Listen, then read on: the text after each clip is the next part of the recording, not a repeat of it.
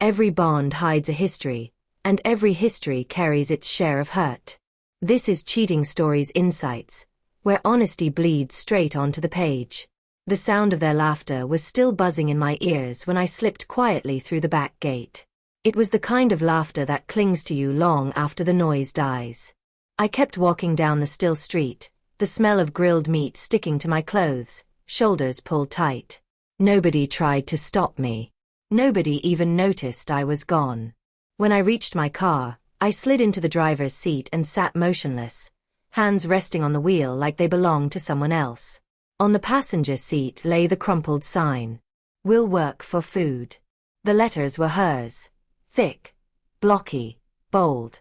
She had taped it to my back while I stood at the grill, serving burgers to her family. They all laughed. Her brothers. Her father. Even her mother, who tried to hide it behind her wine glass. And her most of all, bent over, tears running down her face. I forced my mouth into something that resembled a smile, because what else could I do?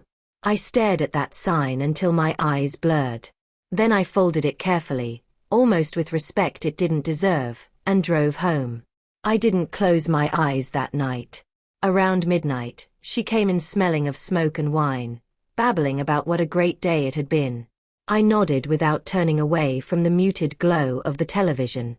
She kissed the top of my head, casual, like nothing had happened, then disappeared into the shower. Minutes later, she was sprawled across the bed, asleep and snoring softly. I lay awake, watching the ceiling fan turn in slow rhythm with my breathing. The humiliation had been public. But the choice I made that night, I kept that private. I started small. For the next week, I let her believe everything was normal. I cooked meals. I fixed the leaky faucet she'd been nagging me about. I asked about her day and laughed at her jokes. But in silence, I remembered. I remembered the times she'd cut me down in front of others, disguising it as teasing. The way she mocked my work when friends were listening, turning every serious conversation into a performance. Why had I put up with it so long? Maybe I had convinced myself love meant endurance, that devotion meant swallowing disrespect. I didn't believe that anymore. By Thursday, the decision was solid. I called a moving company in my name, booked them for Saturday morning. The essentials were already boxed, hidden in the garage. Bank accounts separated, lease signed over to her, utilities shifted. Every tie between us, quietly severed. Friday night, she stayed out late with coworkers. I didn't ask which ones. I didn't care. I walked through the house for the last time, fingertips brushing across walls, across furniture, across a life I'd carried on my back for too long.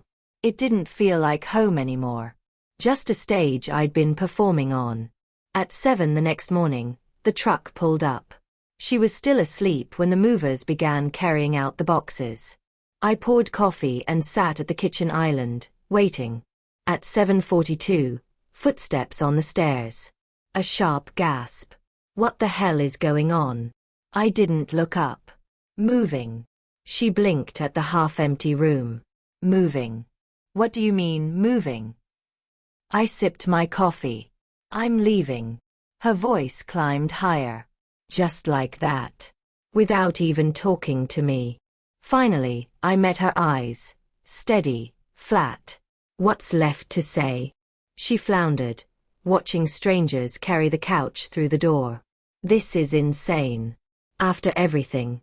Because of one stupid joke. I set my cup down gently.